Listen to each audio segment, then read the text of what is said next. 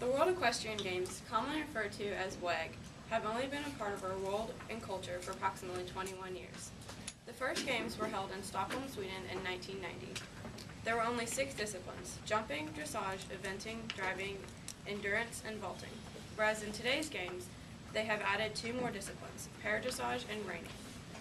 The World Equestrian Games are held over a 2-week time period every 4 years, although the preparation begins long before the games start. The 2010 World Equestrian Games were held in Lexington, Kentucky. Preparations for the arrival of thousands of people and hundreds of horses began several years before the games were to begin. Our state spent approximately $107 million in state, federal, and local money on improvements to the infrastructure of the Kentucky Horse Park in Lexington, where the games were to be held. We also spent about $151 million in building projects in and around the Kentucky Horse Park. Although we invested a great deal of money preparing for the World Equestrian Games, the benefits were enormous. According to a financial study given by the state, we gained $201.5 million from hosting the games. More than 419,000 visitors came from 63 countries in all 50 states. The events in the World Equestrian Games entice people to participate and observe them. The event people most enjoy watching is vaulting. Vaulting is basically gymnastics on horseback. It requires much concentration and balance from the rider. It also requires communication between the rider, the horse, and the lunger, which is the person controlling the horse.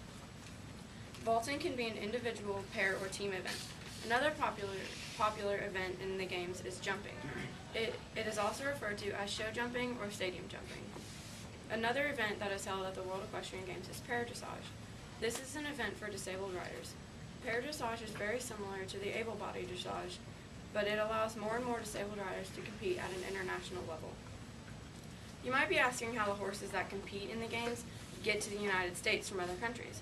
Well, the owners import them. This means that the horses are loaded onto an airplane or ship that is coming to the U.S. The cost of importing the horses varies from the country you are planning to import from. It also depends on the age, gender, and breeding status of the horse you are wanting to import. In order to import the horse, it has to be healthy, ready to travel, all pre-export and entry requirements met, required fees have been paid, and all the necessary paperwork has been taken care of. Your horse also has to pass vet inspection, blood tests, and it has to have its certificates. 3 tests are required before your horse you are importing is allowed to enter the country: Doreen, Coggins, and Glanders. If you are importing a gelding, a male horse without breeding capabilities, or just a regular horse under the age of 2, it has to be quarantined for 3 days once it arrives. But if you are importing a mare, a female horse, it has to be in quarantine for an additional 2 weeks to that 3 days. If you are importing a stallion, a male horse with breeding capabilities, it has to be in quarantine for a total of 4 weeks and 3 days. Quarantines ensure that the horse you are importing is not bringing any diseases to the U.S. that may jeopardize other animals' health. The World Equestrian Games are an important part of our culture. They allow countries to come together and compete with each other. Horses have impacted Americans' lives in so many amazing ways, and by holding the World Equestrian Games, it allows us to give back to our equestrian friends. They finally get to have fun doing what they were born to do. I hope that Lexington has the great honor of hosting the games again.